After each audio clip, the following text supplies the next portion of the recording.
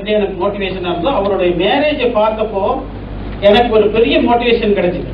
ஏன்னா எங்களை எல்லாம் ஒரு பெரிய நல்ல ஹோட்டல்ல தங்க வச்சு அந்த இடம் பெரிய பிசினஸ் பெரும்பட்ட பிசினஸ் ஓனர்ஸ் ஒரு மேரேஜ் பண்ணுவாங்கல்ல, அந்த மாதிரி ஃபர்ஸ்ட் அவருடைய மேரேஜ் தான் நான் பார்த்தேன். அப்படி பண்றப்ப இந்த மாதிரி எல்லாம் அந்த டிஎக்ஷன்ல பண்ண முடியுமான்னு எனக்கு அப்போ ஒரு பெரிய இது கிடைச்சது. அந்த மாதிரி ஒரு லைஃப் ஸ்டைல மாத்திக்கிட்டு மற்றவங்களுக்கு வந்து அவர் ஒரு இன்ஸ்பிரேஷனா இருக்கிறார் இல்லையா, அவருக்கு ஒரு பெரிய பாராட்டு கொடுக்கணும். அறிமுகப்படுத்திட்டாரு. எனக்கு ரொம்ப பிடிச்சமான ஒரு இது. ஏன்னா எங்க ஊர்ல வந்து செட்டிநாடு எவ்வளவு பணம் இருந்தாலும் அவங்களுக்கு தேவையான லைஃபுக்கு தேவையான விஷயங்களை அவங்களே ஏர்ன் பண்றதுங்கிறத ரொம்ப ப்ரிஃபரன்ஸ் கொடுத்து பார்ப்பாங்க. ஒரு சின்ன கதை, ஒரு ஆள் இதே மாதிரி பெருங்கட பணக்காரங்க எங்க ஏரியாவை சேர்ந்தவங்க. அவன் என்ன பண்ணுவான்னா, பெரும் சொத்து இருக்கு, வருமானம் இருக்கு. டெய்லி அந்த ஆளுக்கு டியூட்டி என்னன்னா, காலையில எழுந்திரிச்சு குளிச்சு கிழிச்சிட்டு நேராக கிளப்புக்கு போயிடுவாரு, நைட்டு திரும்பி வருவாரு, அங்கே சீட்டு விளையாடுவாரு, என்னென்ன பண்ணணுமோ பண்ணிட்டு வந்துட்டு ட்ரிங்க்ஸ்ல வந்துருவாரு வீட்டுக்கு. வந்தவுடனே ஒய்ஃப்ட கேட்பாரு, இன்னைக்கு என்ன சாப்பாடு அப்படின்னா, பழைய சோறு அப்படின்னு சொல்லுவாங்கம்மா. ஆனா சுட சுட எல்லாம் இருக்கும். சாப்பிட்டு படுக்கிறார். இந்த போதையில் இருக்காரு, இவருக்கு எதுவும் தெரியாது. இவர் அன்பார்ச்சுனேட் ஒரு நாள் திடீர்னு அவருக்கு ட்ரிங்க் சாப்பிட்றதுக்கு வழி இல்லை. ஒரு வேலை ஏதாவது காந்தி ஜெயந்தி இந்த மாதிரி க்ளோஸ் பண்ணிருப்பாங்கன்னு நினைக்கிறேன். அந்த மாதிரி நேரத்தில் வீட்டுக்கு வர்றப்போ யூஸ்வலா கேட்கற மாதிரி இன்னைக்கு என்ன சாப்பாடு அப்படிங்கிறார், பழைய சோறு அப்படிங்கிற. அவன் சரி பாக்குறாரு, எல்லாம் சுட சுட இருக்கு. என்னம்மா பழைய சோறுன்னு சொன்னேன், சுட சுட இருக்கு, டெய்லி நான் வச்சுன்னா உங்களுக்கு தெரியலையா அப்படின்னு.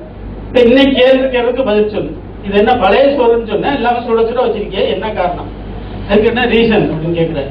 உடனே அந்த அம்மா சொல்லுது, இது வரைக்கும் நீங்க சாப்பிட்டு இருக்கிறது பழைய சோறு தான். ஏன்னா உங்க முன்னோர்கள் சம்பாதிச்ச சாப்பாடை வச்சு நீங்க சாப்பிட்டு இருக்கீங்க. நீங்க என்னைக்கு உழைச்சி உங்க கையில இருந்து உழைப்புல சாப்பிடுறீங்களோ அதுதான் சுடுசோறு. அன்னைக்கு தான் நம்ம சுடுசோறு. நீ சாப்பிடுற பழைய சோறு தான் அப்படின்னா அவனுக்கு ஸ்பார்க் ஆகி அதுக்கப்புறம் நம்ம உழைச்சி சாப்பிடணும்னு நினைச்சான். அதுதான் நான் இப்போ சொல்லியிருக்கிற கோடு. இந்த பாரதியாரோட கோடு எனக்கு ரொம்ப பிடிக்கும். ஏன்னா சும்மா ஏதோ பிறந்தோம் வளர்ந்தோம். சார் ப்ரொஃபசர் அடிக்கடி சொல்லுவாங்க, சாப்பிடுறதுக்கு ட்ரெஸ் பண்ணிக்கிறதுக்காக நம்ம வந்து பிசினஸ் பண்ணக்கூடாது. நம்ம பிசினஸ் பண்றது இந்த வாழ்க்கையின் உச்சத்துக்கு போறதுக்காக பிசினஸ் பண்ணணும்னு சொல்லுவாங்க.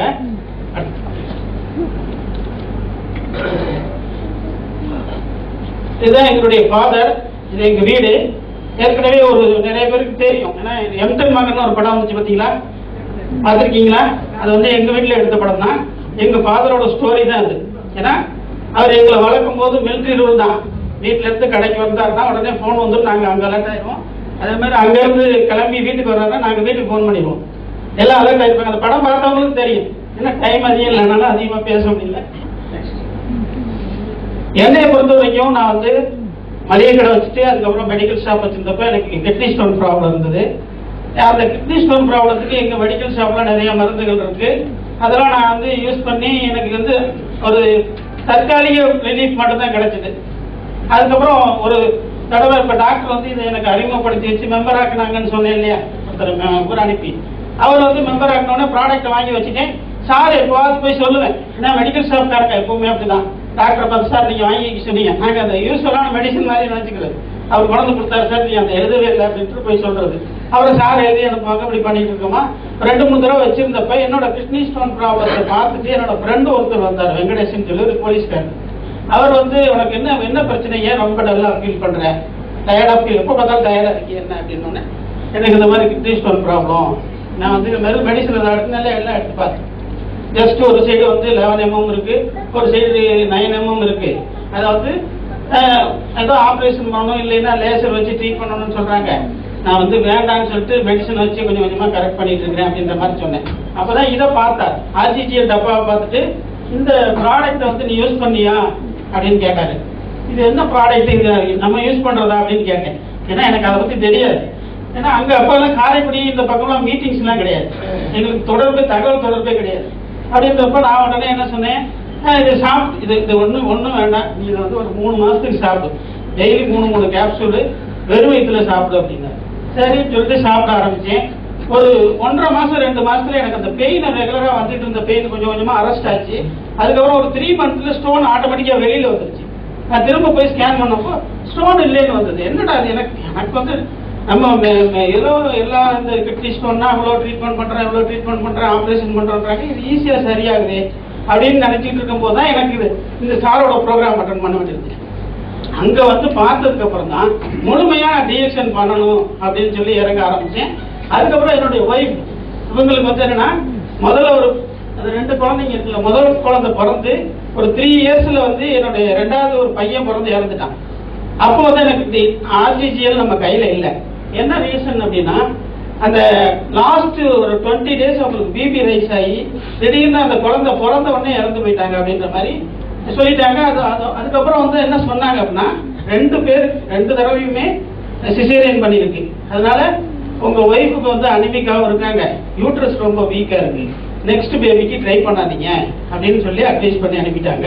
அதுக்கப்புறம் நமக்கு டிஎக்ஷன் கையில வந்ததுக்கப்புறம் நான் வந்து கொஞ்சம் கொஞ்சமா கொடுத்து 1 இயருக்கு டிஎக்ஷன் அவங்களுக்கு ஆர்ஜிஜிஎல் கொடுத்து எனக்கு கான்ஃபிடன்ட் வந்தோடனே அவங்கள சாப்பிட சொன்னேன். அப்புறம் ஓகே உடம்பு இப்போ பரவாயில்ல, நம்ம வந்து நெக்ஸ்ட் பேபிக்கு ட்ரை பண்ணலாம்னு சொல்லிட்டு அடுத்த குழந்தைக்கு ட்ரை பண்றோம். எங்க ஃபேமிலி டாக்டர் என்ன சொல்றாங்க அப்படின்னா ஒரு 9 மந்த் ஆகும்போதே ஒரு 20 டேஸ் பிஃபோர் வந்து, ஏன்னா இவங்களுக்கு ஏற்கனவே அந்த லாஸ்ட் டைம் வந்து பிபி ரைஸ் ஆயிடுச்சு, அதனால இவங்க வந்து குழந்தைக்கு ஏதாவது வந்துதான் நம்ம பிரச்சனை ஆயிடலாம் அப்படின்ட்டு அவங்க வந்துட்டு நீங்க உடனே 20 நாளைக்கு முன்னால நீங்க பிக்ஸ் பண்ணிட்டு சிசேரியன் பண்ணி குழந்தை எடுக்கணும் அப்படின்னு உறுதியா சொல்லிட்டாங்க. நம்ம வந்து பெரியவங்க எல்லாரும் இருக்கும்போது நம்ம வந்து அவங்க மருந்து சொல்ல முடியல, ஏன்னா நம்ம அப்புறம் குழந்தைக்கு ஏதாவது பிரச்சனைனா நம்ம பதில் சொல்லணும். ஆனா நமக்கு ஆர்ஜிஜிஎல் கொடுத்துருக்கோம், பிரச்சனையே இல்லை. ஏன்னா ஆர்ஜிஜிஎல் லோட் பண்ணுவாங்க. ஆர்ஜி வந்து ஒரு 5 சாப்பிடுவாங்க காலையில, ஜிஎல் 5, ஸ்பைருலின் 5. ஒரு நினைக்கிற நேரம் பூரா, ஏன்னா ஸ்டாட்டிஸ்ட்ங்கிறதுனால ஸ்பைருலினா ஜிஎல் வந்து நினைக்கிற நேரம் கூட போடுவாங்க. போட்டே வந்தோடனே நமக்கு தைரியமா இருந்தாலும் டாக்டர் சொல்லும் போது மறுக்க முடியல. அதை வந்து நாங்கள் சிசேரியன் பண்ணி ஒரு 20 டேஸ் பிஃபோர் எடுத்தோம். காரைக்குடியில் எங்களுடைய ஃபேமிலி டாக்டர் தான் அதை பண்ணாங்க. அவங்க உள்ள போய் அந்த சிசேரியன் பண்ற டைம் பூரா கேட்டுட்டே இருக்காங்க, பேபி எப்படி இருக்கு, பேபி எப்படி இருக்கு. ஆனா அந்த பேபி குழந்தை பிறந்து அவங்களுக்கே ஆச்சரியம், இவ்வளவு ஒரு ஹெல்த்தியா இருக்கு. அவங்களுக்கே ஒரு கன்ஃபியூஷனான பேஸோட வர்றாங்க. என்ன மேடம் டாக்டர் எப்படி இருக்கு, குழந்தை எப்படி இருக்கு, ரொம்ப நல்லா இருக்கு, எனக்கே ஆச்சரியமா இருக்கு. அப்கார் ஸ்கோர் வந்து நான் எதிர்பார்த்ததை விட ரொம்ப ரொம்ப அதிகமா இருக்கு, 10 out of 10 இருக்கு அப்படின்னு சொல்லிட்டு ரொம்ப ஆச்சரியப்பட்டாங்க. அப்புறம் சரி அப்படின்ட்டு அந்த ஒரு பெரிய என்னுடைய குழந்தை பிறந்ததுல இருந்து அந்த குழந்தை கர்ப்ப வயிற்றுல இருக்கும் போது கொடுத்ததும் இல்லாம பிறந்த உடனே ஃபர்ஸ்ட் நான் ஜிஎல் தான் அந்த குழந்தைக்கு வாயில வச்சேன். அந்த குழந்தை இன்னை வரைக்கும் ஆர்டிஜிஎல் சாப்பிட்டு என்னுடைய ஃபேமிலியில இந்த ஆரோக்கியத்தை டிஎக்ஷன் ஆரோக்கியம் மூலமா எனக்கு கிடைச்ச பெனிஃபிட் இது. இந்த 4 வருஷமும் என்னுடைய லைஃப்ல முக்கியமான சம்பவங்கள் நடந்தது. ஃபர்ஸ்ட் 98 என்னுடைய மேரேஜ். அப்ப வந்துட்டு மேரேஜ் ஆகி கொஞ்ச நாள்ல என்னுடைய ஃபாதர் இறந்துட்டாங்க. அதுக்கப்புறம் நான் வந்து நிறைய பிசினஸ் இன்வெஸ்ட்மெண்ட் பண்ணேன். ஒரு என்ன நடக்கும் அப்படின்னா ஹியூஜ் இன்வெஸ்ட்மெண்ட் பண்ணி பிசினஸ் பண்ணும்போது எனக்கு நல்ல இன்கம் காமிப்பாங்க. பேப்பர்ல ஆடிட்டர் என்ன சொல்லுவாரு, இந்த வருஷம் 6 லட்ச ரூபா வருமானம் வந்திருக்கு, 5 லட்ச ரூபா வருமானம் வந்திருக்கு, இவ்வளவு டாக்ஸ் கட்டணும் பாரு. ஆனா அந்த பணம் எங்க அப்படின்னு கேட்டோம்னா கையில இருக்காது. பிசினஸ் முழு நேரம் பிசினஸ் பண்றவங்க யாராவது இருக்கீங்களா? பிசினஸ் பீப்புள் வேற பிசினஸ் பண்றாங்க. ஏன்னா நான் பிசினஸ்ல நான் மேக்சிமம் பார்த்தது பேப்பர்ல தான் அந்த பணத்தை பார்க்க முடியும். ஆனா டிஎக்ஷனுக்கு வந்ததுக்கு அப்புறம் தான் மாசம் ஒரு 10ஆம் தேதி அப்பெல்லாம் 20ஆம் தேதி வரும். கரெக்டா என்னோட பேங்க் அக்கௌண்ட்ல அந்த அமௌண்ட் கிரெடிட் ஆயிருக்கும். நம்ம எனி டைம் எடுத்து செலவு பண்ணலாம். வேற எந்த பிசினஸ்லயுமே நான் அதை பார்க்கல. அந்த 4 வருஷம் நான் பண்ண பிசினஸ்ல எனக்கு வந்திருக்கிற கிடைச்ச லாபம் வந்து பேப்பர்ல தான் பார்த்தேன். டோட்டலா கணக்கு பார்த்ததுக்கு அப்புறம் 4 வருஷம் கழிச்சு எனக்கு டோட்டலா 10 லட்சம் ரூபாய் நஷ்டம். அடுத்தது பாருங்க, 2002ல 4 வருஷத்துல எப்படி இருக்கேன்.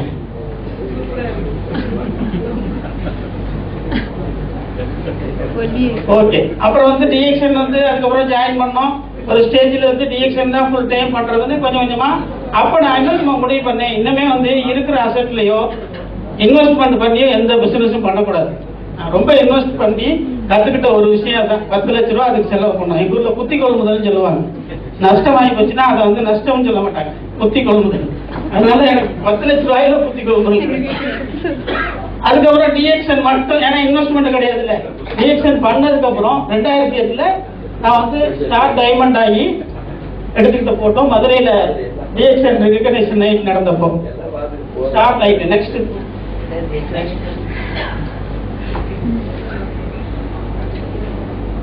2008 ஸ்டார் டைமண்ட். அப்போ ரஜன் சார் கூட அந்த இதுக்கு வந்திருந்தாங்க, மதுரையில் இந்த சுந்தரம் ஹாலில் நடந்தது இல்லையா. அப்புறம் 2012 கோயம்புத்தூர்ல நடந்த ஃபங்க்ஷன் இது. ஓகேவா? டிஃபரன்ஸ் தெரியுதா? அந்த 2008 வந்து என்னோட ஒய்ஃப் என்ன கண்ணாடி போட்டிருக்காங்களா? போட்டிருக்காங்களா பாத்தீங்களா? அப்படி இருந்தனால இப்படி ஆயிட்டோம். ஓகே, இருக்கிறதுக்கு டிஃபரெண்ட் இருக்கா?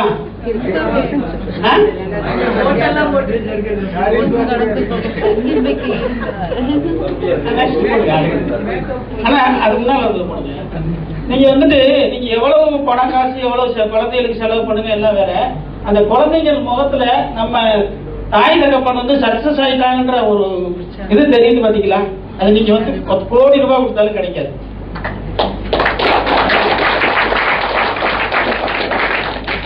அடுத்து இப்ப நான் சொன்னேன் பாத்தீங்களா, டிஎக்ஷன்ல வந்து எனக்கு வந்து ஹார்ட் கேஷா எனக்கு வந்து என்னுடைய அக்கௌண்ட்ல டெபாசிட் ஆகுதுன்னு. அது நிறைய நான் வந்து இப்ப பெரும்போது வேற நெட்வொர்க்கோ வேற கம்பெனிக்காரங்களோ வந்து கேட்டாங்கன்னா நான் இந்த 4 இது தான் காட்டுவேன். போடுங்க. 4 வருஷத்துக்கு முன்னே 26 AS ஃபார்ம் சொல்லிட்டு இன்கம் டேக்ஸ்ல நம்ம எது பிடிக்கிறது. ஃபர்ஸ்ட் இயர்ல எவ்வளவு? 2,37,000 ரூபாய். அடுத்த வருஷம் போடுங்க 4,30,000. அடுத்த வருஷம் போடுங்க 4,99,000. அடுத்த வருஷம் போடுங்க 5,01,000 ரூபாய். நம்ம வந்து டாக்ஸ் நம்மளுடைய அதுக்கு முன்னால வரைக்கும் என்ன பண்ணோம்னா பேங்குக்கு வெளியில வாங்கின லோனுக்கு வட்டி கட்டணும். ஆனா இதுல வந்து நம்ம டிடிஎஸ் கட்டிட்டு அப்புறமா அக்கௌண்ட்டை கொடுத்துட்டு பணம் வாங்கிட்டு இருக்கோம். இப்ப நவம்பர் இந்த மாசம் 8ஆம் தேதிக்கு அப்புறம் நிறைய பேர்ல பணம் இல்லை. ஆனா டிஎக்ஷன் பிசினஸ் எங்களுக்கு கரெக்டா நடந்துட்டு இருக்கு. யாருக்காவது பிசினஸ் இன்கம் நடந்துருக்குன்னா கிடையாது. ஏன்னா 100% ஒயிட்ல பண்ற பிசினஸ் நம்ம பிசினஸ். அதனால எந்த தயக்கமும் இல்லாம நம்ம அதை பண்ண முடியும். அடுத்தது சாதாரணமா இது போட்டது தான். ஏற்கனவே நான் வந்து ஒரு 15 லட்சம் இன்வெஸ்ட் பண்ணி எல்லாம் இன்கம் எவ்வளவு ஒரு நாளைக்கு ஒரு மெடிக்கல் ஷாப் வச்சிருக்கோம்னு வச்சுங்க, 10 மணி நேரம் 12 மணி நேரம் நம்ம இருந்தோம்னா தான் அந்த பிசினஸ் நடக்கும். ஒரு நாள் நம்ம இல்லைன்னா கூட அந்த பிசினஸ் வந்து இருக்கிற ஆளுங்க நம்மளை சாப்பிட்டு போயிடுவாங்க. ஏன்னா நான் பார்த்த வரைக்கும் அந்த பிசினஸ்ல நடந்தது அதுதான். இப்ப நீங்க என்னதான் நீங்க சிசிடிவி கேமரா அது இதெல்லாம் ஃபெசிலிட்டி வச்சா கூட நீங்க வந்து எதையும் நீங்க மெயின்டைன் பண்ணவே முடியாது. நான் பார்த்த வரைக்கும் முதல்ல தெரியாது, இப்ப தெரியும் என்ன பண்றோம்.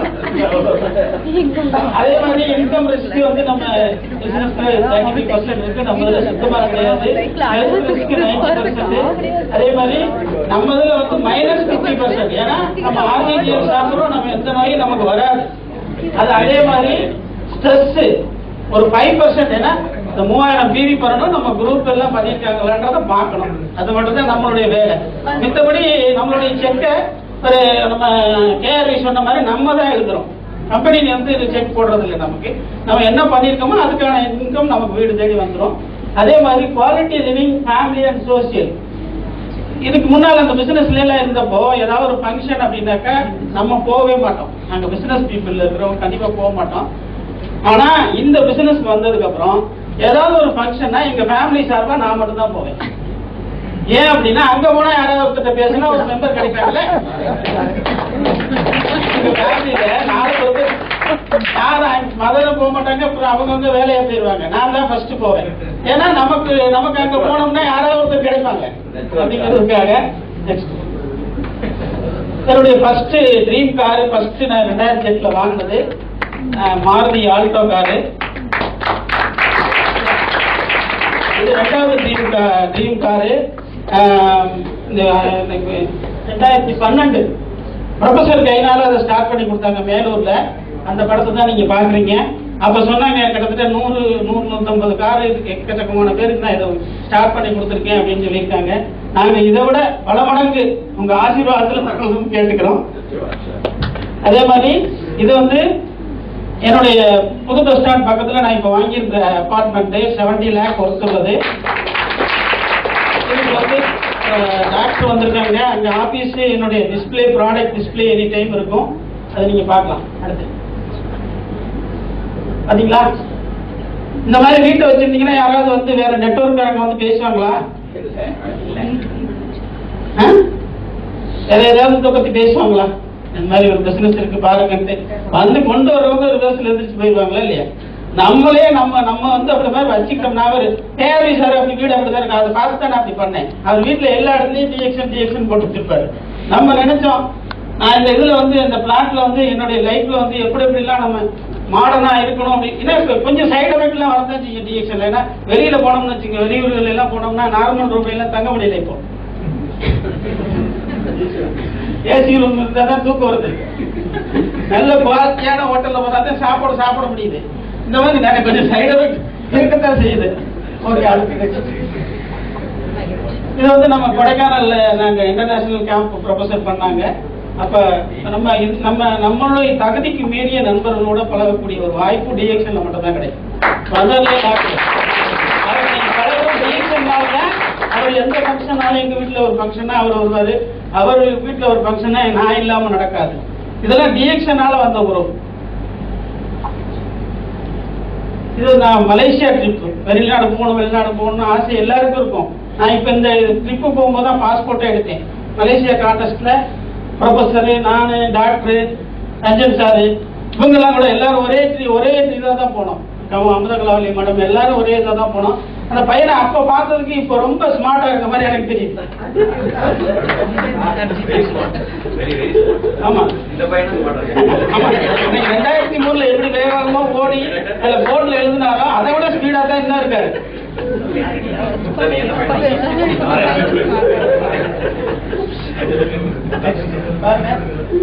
ஓகே, இவரு நம்ம ராயக்கோட்டு ஓனர் இருக்காரா?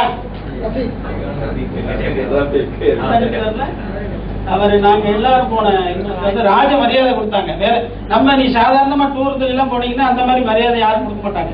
போன தங்கினது பூரா 7 ஸ்டார் ஹோட்டலு. அந்த ரூம்கள் எல்லாம் பார்த்துட்டு தான் நான் என்னோட வீட்டுல வந்து பெட்ரூம் எல்லாம் டிசைன் பண்ணேன். நான் அது மாதிரி நம்ம வாழணும்ல, ஒரு நாள் போய் தங்கினது மட்டும் அப்படி இருக்கக்கூடாது அப்படின்னு. ஓகே, எல்லாம் நம்ம காசு கொடுத்து போனாதான் தூக்கம் வராது நமக்கு.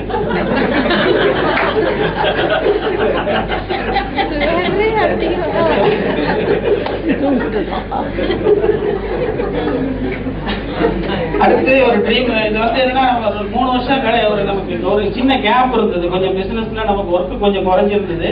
அந்த டயத்தை வந்து நான் யூஸ் பண்ணிட்டேன். எனக்கு இன்னொரு ட்ரீம் இருந்தது. ஏன்னா என் ஃபாதர் வந்து இந்த படிப்பை வந்து பாதியில் நிப்பாட்டிட்டாங்க. ஏதாவது ஒரு டிகிரி, மாஸ்டர் டிகிரி கம்ப்ளீட் பண்ணணும்ட்டு.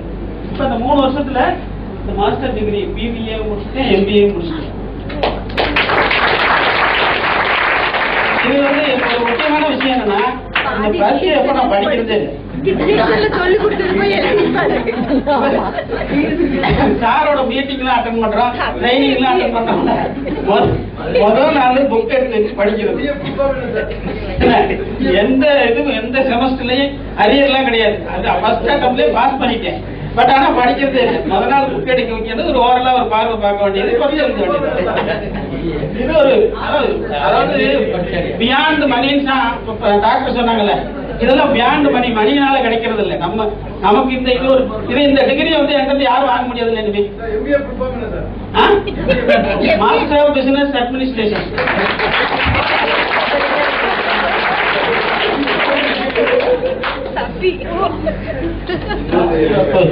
இது ஒரு சின்ன கதை, இதோட முடிச்சுக்கலாம்.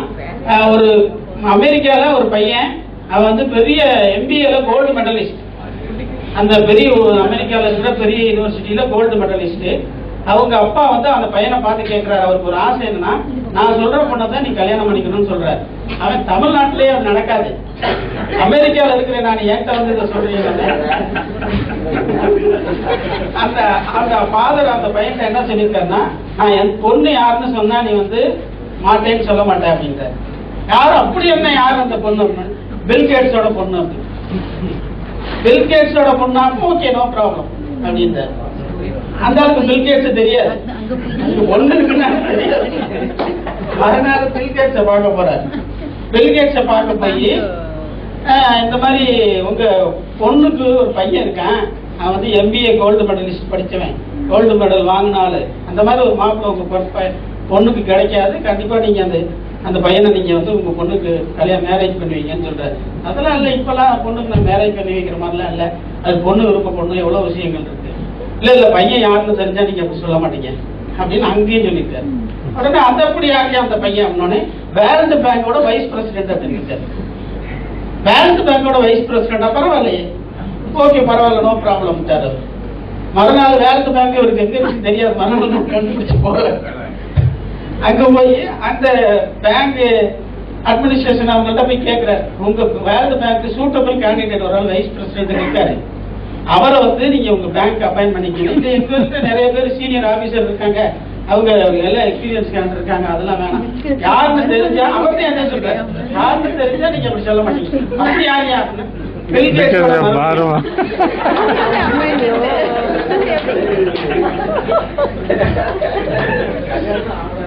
அப்ப அந்த ஆரம்பிக்கும் போது ஒண்ணும் கையில இல்ல, ஆனா பெரிய பொய்யெல்லாம் சொல்லல. அந்த நேக்கா காய நகர்த்தி என்ன பண்ணணுமோ பண்ணிட்டாரு. ஓகேவா, அவ்வளவுதான் டிஎக்ஷன். ரொம்ப சிம்பிளான பிசினஸ், ஈஸி கிடையாது. ஈஸிக்கு சிம்பிளுக்கு நிறைய டிஃபரன்ஸ் இருக்கு.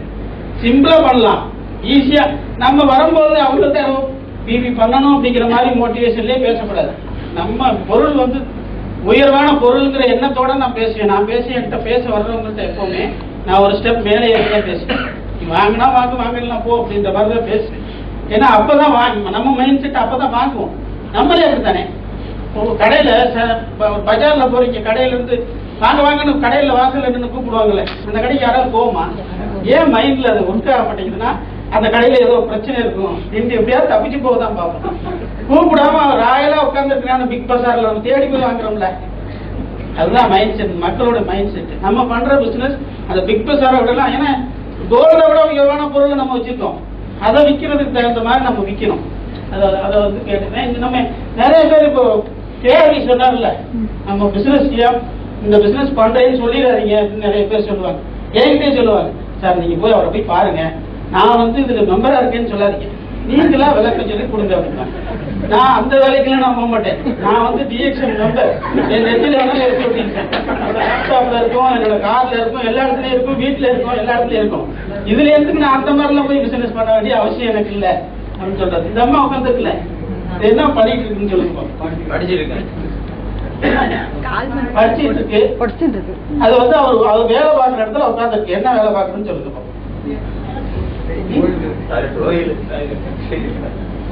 அந்த அடுத்தது என்ன வேலை பார்க்குதுங்க? கிளீன் பண்ணுது, ஸ்லீப்பர் ஒர்க் பார்க்குது. அதை எவ்வளவு ஜாலியா என்ஜாய் பண்ணி அது பண்ணுது. அதுக்கு ஒரு பாராட்டு கொடுங்க.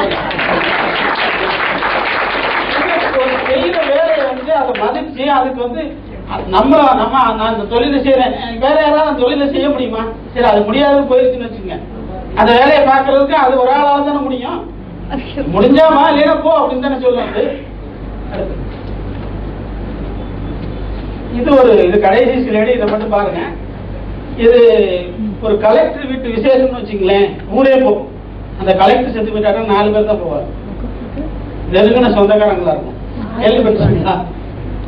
ஏன்னா நாடு நிலைமை அப்படிதான். ஏன்னா நம்ம வந்து எப்படி நடந்துக்கிறோமோ அதுக்கு தகுந்த மாதிரி தான் மக்கள் நடப்பாங்க. இது வந்து ஒரு திருவையாறு பக்கத்துல ஒரு சப் ரிஜிஸ்டர் ஆபீஸ். வாரம் ஒரு லேண்ட் சப் ரிஜிஸ்டர் பண்றது சம்பந்தமா நான் போறேன். அப்போ வந்து அந்த முகமது இப்ராஹிமா என்னமோ அவர் பேர், அவர் வந்து அங்க வந்து சப் ரிஜிஸ்டரா இருக்காரு. இந்த அவருடைய நேம் போர்டு அவருடைய டேபிள்ல மரியாதையா இருந்துச்சு. 2 வாரம் டீட்டெயில் கேட்டு நாங்க ரிஜிஸ்ட்ரேஷனுக்காக போறோம். அப்ப தமிழரசின்னு ஒரு லேடி வந்துட்டாங்க. இவர் கேட்டா இவர் வேற ஊருக்கு டிரான்ஸ்பர் ஆயிட்டாருன்னு சொன்னாங்க. அப்ப நான் யதார்த்தமா இதை போய் பார்த்தா ஃபர்ஸ்ட் பில்ல அவருடைய போர்டு கிடைக்கும். உள்ள மறைவாவது வைக்கலாம்ல. நிறைய பேர் கவர்மெண்ட் மாப்பிள்ள கவர்மெண்ட்ல வேலை பார்க்கறவங்கன்னு சொல்றீங்கல்ல, இதுதான் நம்ம கொடுக்குற மரியாதையா?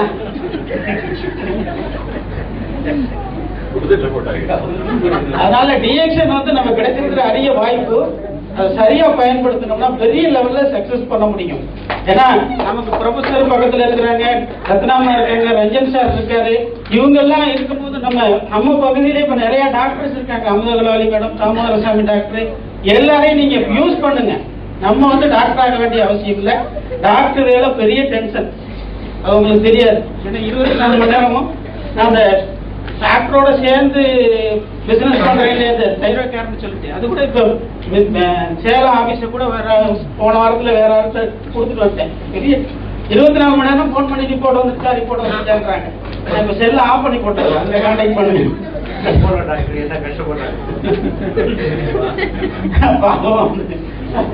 அந்த மாதிரி இந்த டிஎக்ஷன் பிசினஸ் வந்து உங்களுக்கு வந்து கிடைச்சிருக்கிற பெரிய ஆப்பர்ச்சுனிட்டி. நீங்க வந்து இதை வந்து இதுல இருந்து நீங்க எல்லா விஷயங்களையும் கிடைக்கும். நம்ம வந்து எல்லா உயரத்தையும் பார்க்கலாம். நாங்க எல்லாருமே இதுல நான் 14 வருஷம் இப்ப இருக்கேன். 14 வருஷமா டிஎக்ஷன்ல எனக்கு வந்து வருமானம் கூடுது குறையுது. அதுல வந்து 10 பைசா எனக்கு நட்டம் கிடையாது, நல்ல நிம்மதி. அதனால டிஎக்ஷன் வந்து பெரிய லெவலில் பண்ணுங்க, சக்சஸ்ஃபுல்லா இருக்கும்னு கேட்டு விடைபெற்று கொள்கிறேன். அடுத்தபடியா ஒரு ஸ்பீக்கர் வர போறாரு. அவரு பாத்தீங்கன்னா இப்ப கல்யாணம் ஆயிடுச்சுன்னு வச்சுக்கோங்க, ஃபர்ஸ்ட் நைட் வந்து கொண்டாடிட்டு என்ன கொடுப்பீங்க நீங்க?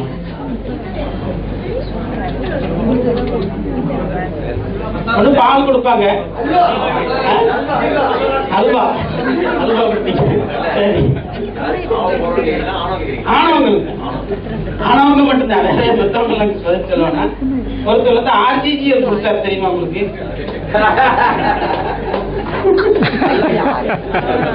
வந்தவனே ஒய்ஃப்ட ஃபர்ஸ்ட் ஆர்ஜிஜிஎல் கையில கொடுத்தாரு.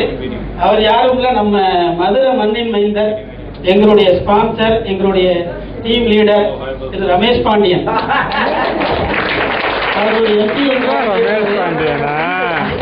அவர் வந்து பாத்தீங்கன்னா, நான் எனக்கும் அவருக்கு இடையில நிறைய மெம்பர் இருக்காங்க. இருந்தாலும் நம்ம அலைவரிசையில் உள்ளவங்க சேர்ந்துருவோம். இப்படி இருந்தாலும் எங்கேயாவது ஒரு இடத்துல இருக்கும்போது ஒரே சேம் வைப்ரேஷன் இருக்கிறவங்க சேர்ந்துருவோம். அது மாதிரி நாங்க 2 பேரும் இந்த பெரிய லெவல்ல இந்த டிஎக்ஷன்ல சக்சஸ் பண்றதுக்காக ஒர்க் பண்ணிட்டு இருக்கோம். அவரை உங்கள் சார்பாக பேச அழைக்கிறேன். நன்றி. டைம் ரொம்ப ஷார்ட்டா இருக்கனால ஒரு 3 பாயிண்ட்ல வந்து நான் முடிச்சிடறேன். ஏன்னா இன்னும் வந்து இந்த ஹாஜா சார் மாதிரி பெரிய எல்லாம் வந்து பேசுறதுனால நம்ம வந்து லோக்கல்ல வந்து அப்புறம் பேசிக்கலாம். ஏன்னா மக்கள் எல்லாம் வெளியூர்ல இருந்து வந்திருக்காங்க. அதனால